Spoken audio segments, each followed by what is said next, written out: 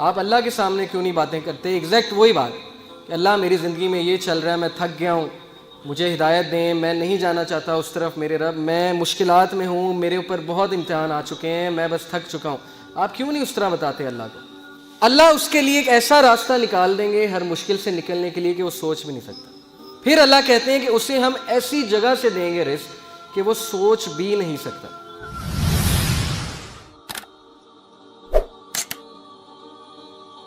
یہ ہے انبیاء کی کوالٹی جو اللہ نے ہمیں بتائی ہے کامیاب ہونے کے لیے. زندگی میں کامیاب ہونا ہے تو صرف شکایت کس سے کرو؟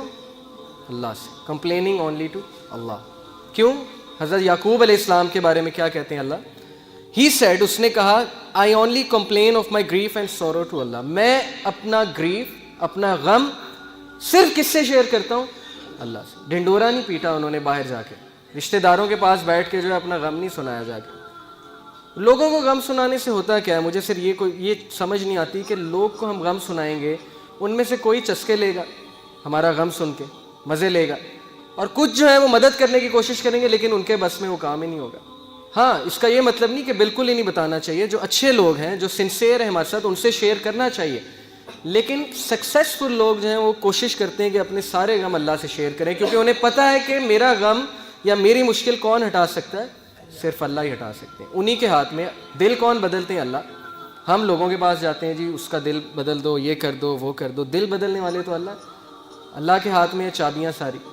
کسی کا دل پھیرنا، اللہ کہتے ہیں، نبی صلی اللہ علیہ وسلم نے کہا کہ اللہ کے دل جو ہے اللہ کی انگلیوں کے بیچ میں، انسان کا جو دل ہے اللہ تعالیٰ اسے پھیر دیا کرتے ہیں. تو اللہ سے کہنا چاہیے نا دل پھیرنے کا. اب فائدہ کیا اللہ سے غم شیئر کرنے کا؟ فائدہ یہ ہے جی کہ ایک تو آپ کا مسئلہ حل ہو جائے گا. دوسرا یہ کہ اگر مسئلہ حل نہیں ہوتا تو اللہ آپ کو ایسی قوت دے دیں گے کہ آپ اس مشکل سے مقابلہ کر سکیں. انسانوں سے غم شیئر کرنے کے نقصانات کیا ہیں؟ کل کو وہ آپ کو تانا دیں گے، یا کل کو آپ کو کہیں گے یہ دیکھو ہر وقت جو ہے غم لائے پھرتا ہے میرے پاس. جبکہ اللہ ایک ایسے بادشاہ ہیں. آپ بادشاہ کے پاس جائیں نا، کسی دنیاوی بادشاہ کے پاس، اور اسے کہیں جی میں نے آپ سے بات شیئر کرنی، کہے گا اچھا چلو کرو. اگلے دن جائیں گے وہ پھر سنے گا، تیسرے دن جائیں گے پھر سنے گا، چوتھے دن کہے گا یار تم ڈیلی آ جاتے ہو میرے پاس یہ بات لے کے، نکل جاؤ یہاں سے، روزانہ آ جاتے ہو. لیکن اللہ جو ہے وہ واحد بادشاہ ہیں اس کائنات کے، جو ناراض ہوتے ہیں اگر بندہ ان کے پاس نہ آئے. میں ہمیشہ مثال دیا کرتا ہوں، میں ٹیچر ہوں اور نالائق اسٹوڈنٹ میرے پاس آئے تو مجھے زیادہ خوشی ہوتی ہے. لائق کا تو مجھے پتہ ہے اس نے تو آنا ہے، لائق کا گریڈ اچھا آ جائے مجھے پتہ ہے ٹھیک ہے اچھا آ گیا. نالائق اسٹوڈنٹ کبھی میرے پاس سوال پوچھنے آ جائے یا مدد مانگنے آ جائے، سر مجھے سمجھائیں، مجھے اتنی خوشی ہوتی ہے. تو گناہ گار بندہ جب اللہ کے پاس جاتا ہے تو اللہ کو بہت خوشی ہوتی ہے. اور شیطان ہمیں کہتا ہے کہ نہیں تیرے گناہ بہت ہیں، تو نے یہ کیا ہے، تو نے وہ کیا ہے. نہیں، یہ بالکل شیطان کا دھوکہ ہے کہ ہمیں اس چیز سے دور کر دے. Source of peace. السلام اللہ کا ایک نام ہے، ایک ایٹریبیوٹ ہے. السلام کا کیا مطلب ہے؟ گیور آف سیکورٹی، سیکورٹی دینے والا، تحفظ دینے والا. شیطان ہمیں تحفظ دینے والے سے دور کر دیتا ہے. اس کے بغیر کوئی تحفظ نہیں ہے، اللہ کے بغیر. تو اللہ کے لیے کوئی بات ہماری غیر اہم نہیں ہے، اور اللہ ہی انکنڈیشنل پازیٹیو ریگارڈ دیتے ہیں. انکنڈیشنل پازیٹیو ریگارڈ کیا ہوتا ہے کہ آپ ماہر نفسیات کے پاس جائیں، وہ آپ سے پیسے لیتا ہے اچھے خاصے، اور سنی جاتا ہے، آگے سے ٹوکتا نہیں ہے. اسے کہتے ہیں انکنڈیشنل پازیٹیو ریگارڈ. لیکن اس کے وہ پیسے لیتا ہے.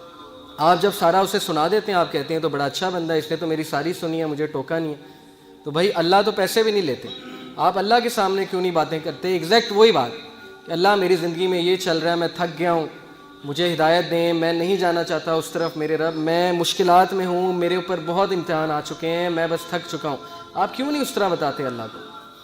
بس یہی ایک فرق ہے کامیاب لوگوں میں اور ناکام لوگوں میں. یہ ایک ہیبٹ ہے. تو اس کا فائدہ کیا ہے جی؟ اللہ سے غم شیئر کرنے کا، اللہ سے بات شیئر کرنے کا فائدہ کیا ہے؟ سورہ طلاق میں اللہ نے وعدہ کیا ہے. اللہ نے کہا کہ جو کوئی بھی میرا تقوی اختیار کرتا ہے، تقوی سے مراد ہے کہ مجھے پہچانتا ہے اور میرے پاس آتا ہے اور میرا کہنا مانتا ہے، اللہ اس کے لیے ایک ایسا راستہ نکال دیں گے ہر مشکل سے نکلنے کے لیے کہ وہ سوچ بھی نہیں سکتا. اور اس کی تفسیر حدیث میں آتی ہے کہ جو شخص استغفار کو لازم پکڑ لیتا ہے، اللہ اس کو ہر مشکل سے نکال دیتے ہیں. پھر اللہ کہتے ہیں کہ اسے ہم ایسی جگہ سے دیں گے رزق کہ وہ سوچ بھی نہیں سکتا. یہ سورہ طلاق میں وعدہ ہے اللہ کا کہ ایک ہم اسے مشکل سے نکال دیں گے، دوسرا ہم اسے ایسی جگہ سے رزق دیں گے کہ وہ سوچ بھی نہیں سکتا.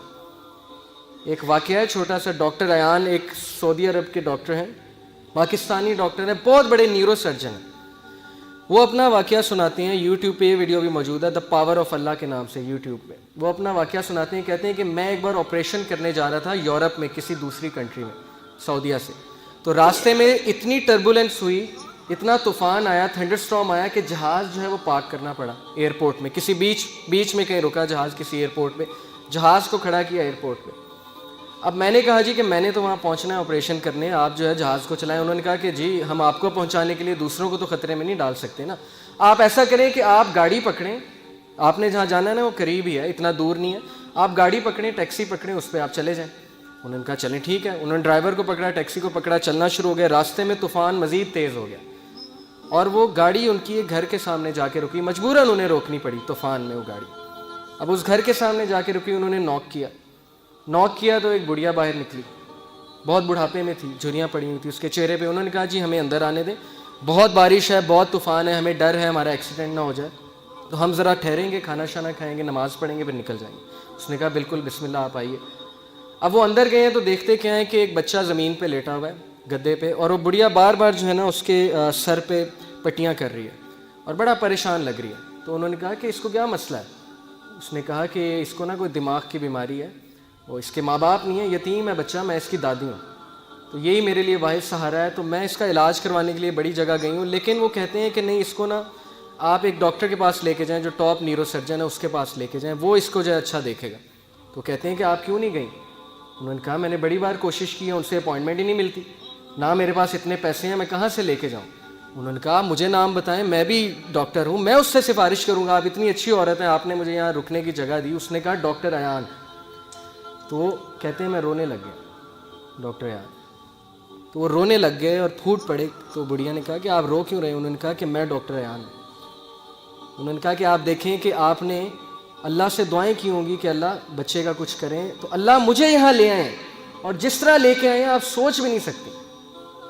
یعنی اللہ کی جو فورسز ہیں نا, اللہ کی جو فوجیں ہیں, اس کا ہم اندازہ بھی نہیں لگا سکتے, لیکن ہم اس سے بالکل غافل ہیں. شیطان نے ہمیں اس سے غافل کیا, ہم اللہ سے مدد مانگنے کی بجائے ہم دوسروں کے پاس بھاگتے ہیں. تو ایسے بڑے واقعات ہیں, آپ کو سلف کی زندگیوں سے ایسے بڑے واقعات مل جائیں گے جس میں ثابت ہوا کہ اللہ جب اپنی فوجوں کا استعمال کرتا ہے تو پھر اللہ ناممکن کو بھی ممکن بنا دیتا ہے.